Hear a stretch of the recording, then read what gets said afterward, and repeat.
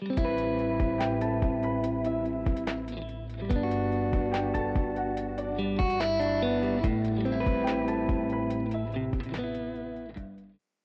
back to In Focus, the series that unpacks the reality of living with attention deficit disorder and discusses transforming a distracted life into a more focused and intentional one. I'm your host, Alicia Spatafore. Welcome to the third and final episode of In Focus. I just want to take a minute to thank everyone who has been listening to this series, or anyone listening right now. If you've never listened before, hello, welcome. As I said in the intro, my name is Alicia Spatafore, and I'm a communications and media student at Assumption University.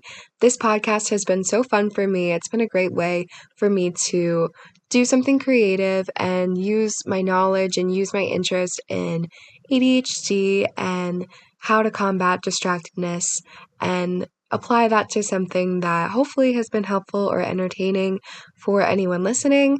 So thank you so much for listening, and I hope you're excited for this episode. I have some interesting things planned to talk about, and I've just really enjoyed the process. So thank you again. In this episode, I want to speak more bluntly about the more negative side of ADHD. ADHD brings about serious symptoms that can make small moments in everyday life feel paralyzing and unmanageable. In order to fight this, we have to first face it.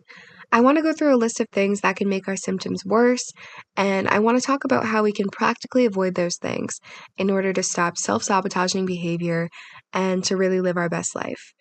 And at the very end of the episode, I'm going to talk a little bit more about self-sabotage, what it is, and truly how we can avoid that in and of itself.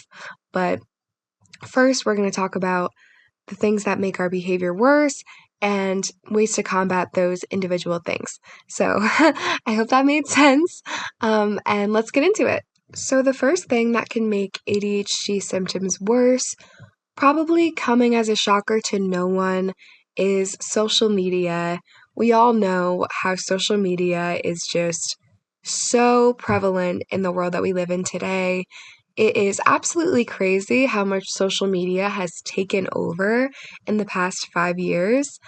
I think back to like 10 years. 10 years in the past, social media was just becoming a thing. It was a little digital scrapbook. It was nothing more than, maybe a once, twice, 3 times a week thing where people would post something if they had something to share and leave it at that.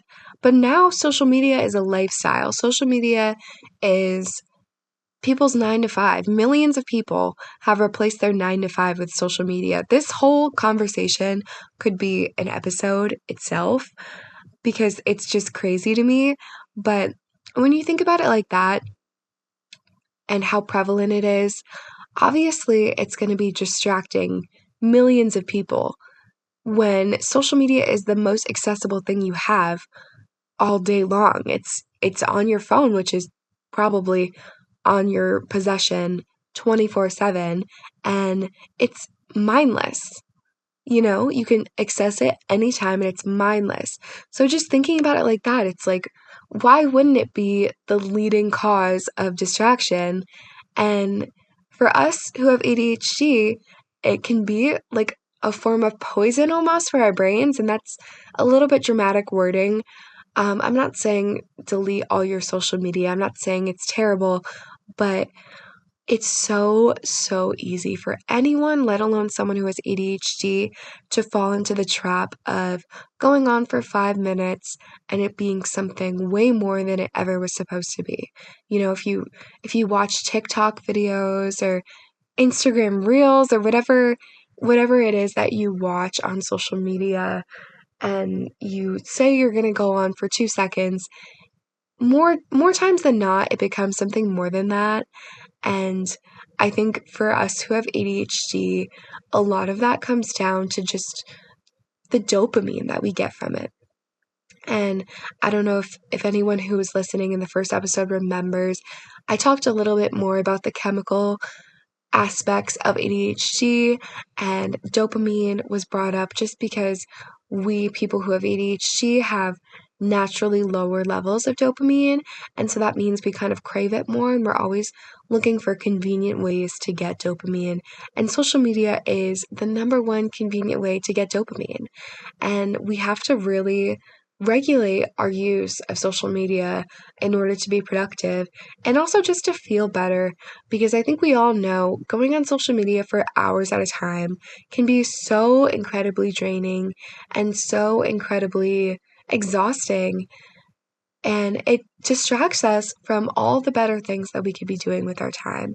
So that's something that we really have to acknowledge in our society as a whole, but also personally. How are you doing with social media personally?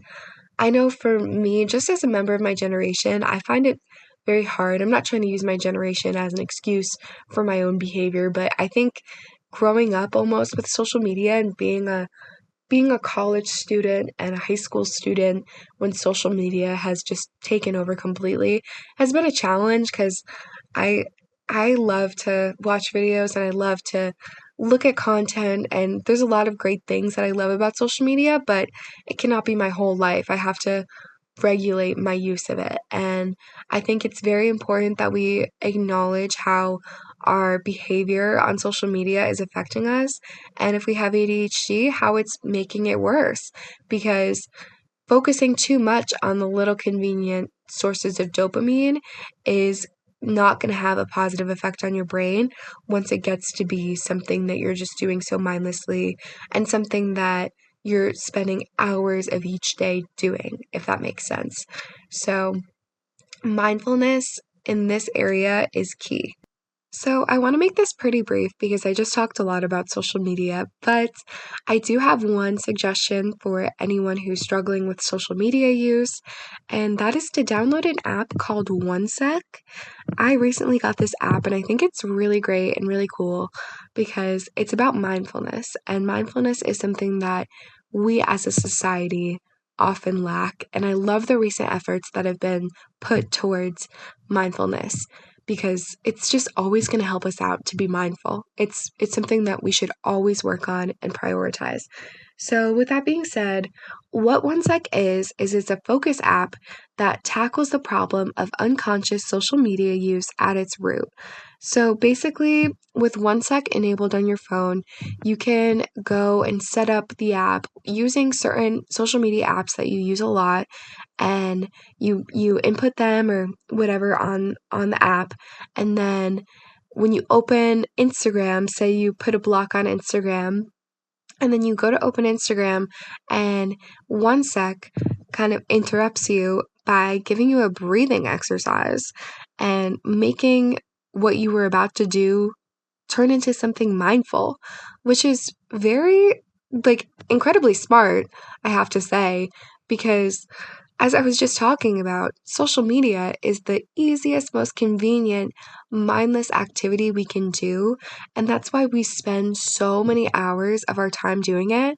Because, if I were to ask you to spend 5 hours a day, like, mow somebody's lawn, or I don't know, that's a funny example, but if I were to ask you to spend 5 hours of your day doing something different, you would be like, why would I spend my precious time doing that?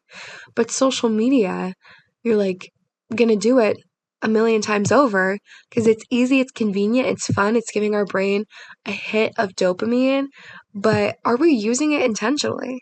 Most of us, the answer is no. So one-sec is so helpful in that regard. It helps us regain our own power because we're giving social media so much power in our life, and we have to remind ourselves we are in the driver's seat with social media. It doesn't have to control us. It doesn't have to take 5 hours of our day if we don't let it. So one-sec is a great app for that. So the next thing that can actually make ADHD symptoms worse, again, I don't know if this will be surprising, but poor wellness habits and a lack of routine.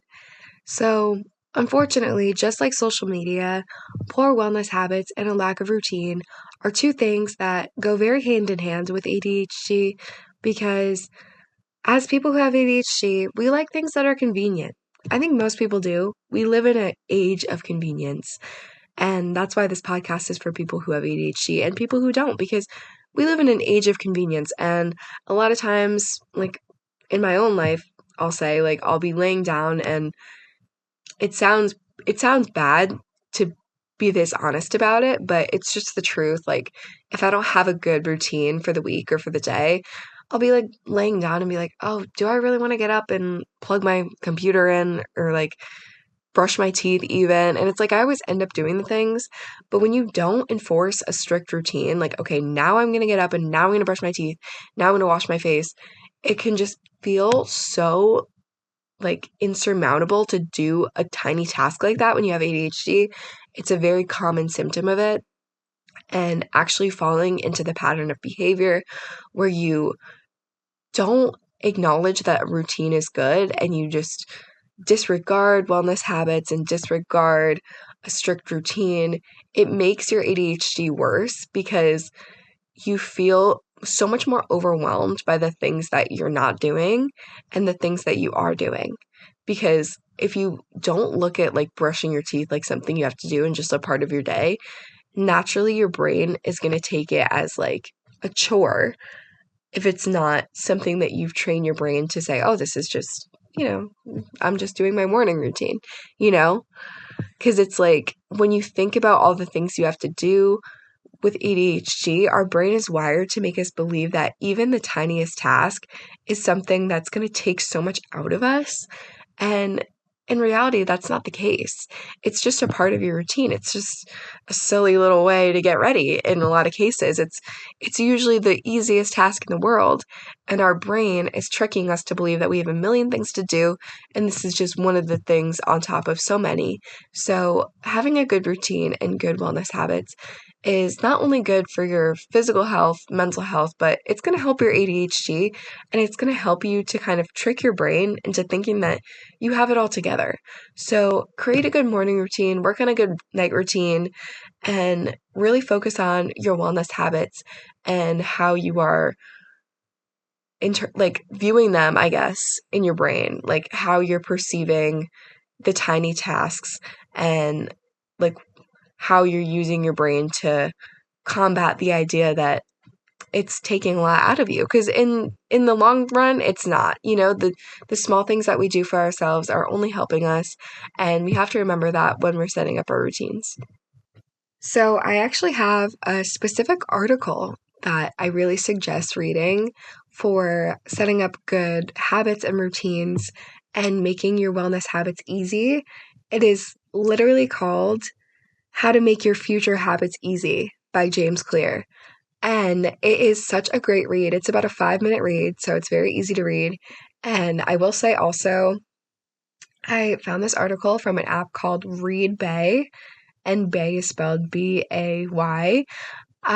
This app is so great. I love it. I just recently got it, and basically it just gives you an article to read every day to improve your learning and make it so that you're learning something new every day about yourself and self-care, or whatever goals you input in the app that you want to like reach and things you want to learn about. It helps you learn about that, and it's just 5 minutes a day, and it's so great. I could talk more about that, but I want to talk about the article itself. The article itself is so clearly outlined. I really do suggest reading it. I don't want to say everything that the article says, because I do believe that looking at it is going to help you a lot and like saving it. But it's just so like simplified as to how we can make our future habits easy. And I think that's what we have to do for ourselves. We love convenience. Everyone loves convenience. So just remember that like it doesn't have to be a challenging thing. We can do things like, for example, like if you know you want to go to the gym in the morning, set out your gym clothes the night before. That's one way you can make your future habits easy. James Clear talks all about that in his article, and I think it's so important for anyone, whether you have ADHD or not. Anyone can learn from making your future habits easy. It's just convenience is something that we all want at the end of the day, and it's going to make us more inclined to reach our goals. So, yeah, definitely check out that article.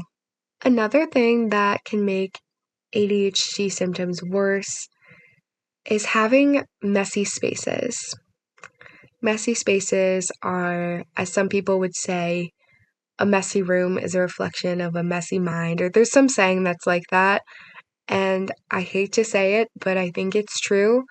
I think having a really messy space with clothes on the floor and just trash, even whatever, it's just gonna clutter your brain. And like, imagine just coming home from a rough day and walking into your room and everything is everywhere.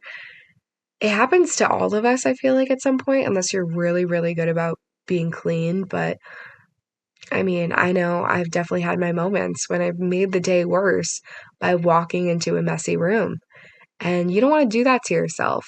And at the end of the day, you have to think about it as, do I deserve this? No, you don't deserve that. You deserve to live in a clean space. You deserve to live in a space that will make you feel your most productive. This is kind of a very Gen Z point for me to be making right now.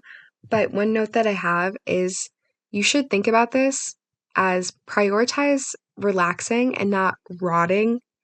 So you might be really confused if you haven't heard people say that before, but basically people are using like, oh, I'm gonna have a rot day to say like I'm gonna lay in my bed and not do anything and kind of feel terrible about myself and go on Instagram for 5 hours and all those things that we were talking about before. Like no habits, just Instagram and like laying in bed. That's basically like what rotting means as people are using it. And you don't want to do that. That makes you feel terrible. I mean, I think a lot of people are guilty of it. I'm guilty of it, but it makes you feel terrible. And it's not relaxing.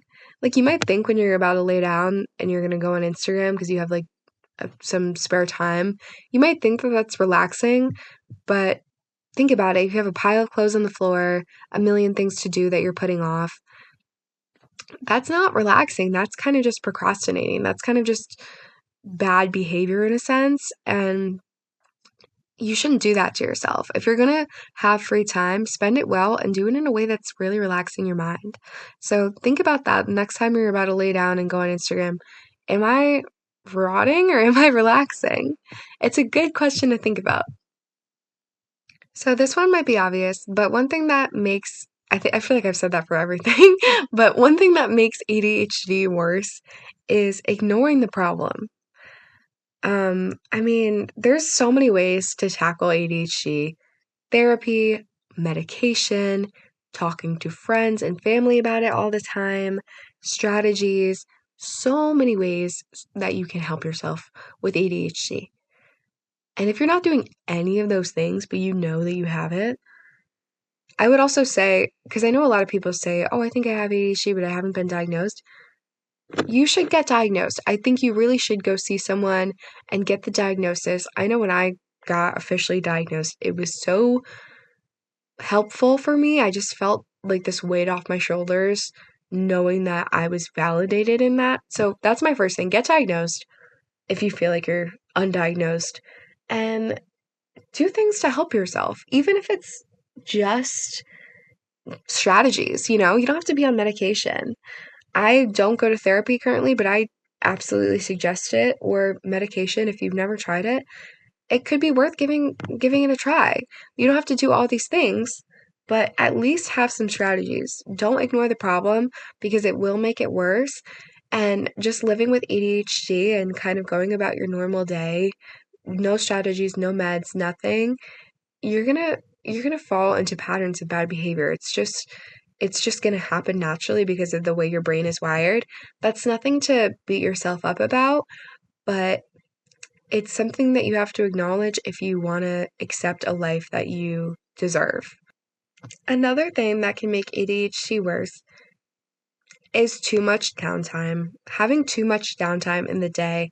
This is one that I know from experience because as a young person, 21, I've also lived through a weird time, as we all have, with the pandemic and not being able to have a job during that time and kind of just, well, I guess that's not really relevant anymore to today because that was just a very weird time. But um, basically, I've had a lot of downtime so far in my life, and sometimes that's great. It's amazing, and I'm thankful for that because I know that I'm gonna have to work, and I'm entering the real world at a rapid speed right now.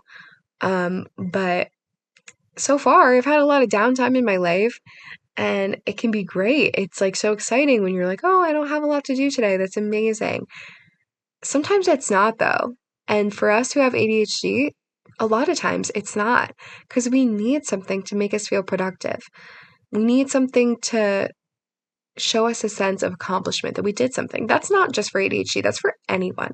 Anyone. You all listening, whoever you are, you need to do something for yourself that that pushes you, in a sense, to become better. Something that challenges you, something that exercises the muscles in your brain. If you spend the whole day, I think what we've learned from this episode is you can't spend the whole day laying down on Instagram. That's just not going to do anything for you.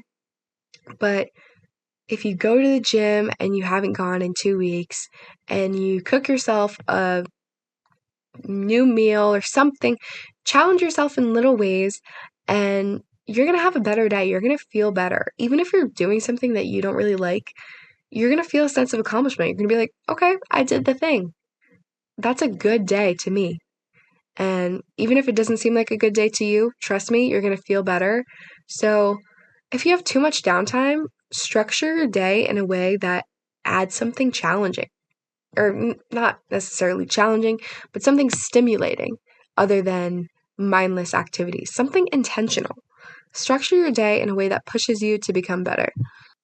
So, the last and definitely the most shocking thing that I have for you that is actually making your ADHD worse. This one is very like, I don't know. Take this one with a grain of salt, because I do not want to lead anyone into something that could be negative, but I was doing research on this topic, and I've actually found that there is information to support the fact that too little caffeine could be hurting you if you have ADHD. And keep in mind, if you are on a medication like Adderall, Vyvanse, and you are having caffeine, definitely don't have caffeine, actually, unless you talk to your doctor about it first and your doctor says that it's okay, because both of those things increase your heart rate and you don't want to be messing around with things like that. And caffeine is also a drug. It's not something that you should have a lot of at any time. Be very careful with caffeine. And when I say caffeine, I mean a cup of coffee, nothing crazy. Don't have any crazy energy drinks that you don't know anything about. Please, please, please don't have too much caffeine. That's not what I'm trying to advocate for. But I did find this out, and I found it very interesting because I do love my coffee, and I don't know, it's always hard because it's like you don't want to go out and spend money on coffee every day, and I don't do that. I definitely try to make it at home. But sometimes when I don't have it, I feel like I am less productive and I am a little bit less wired. And I do like certain energy drinks once in a while, not every day, but there are some that can like boost your concentration if you don't take medication, and I find them to actually be helpful. But please, as I said, take this information lightly.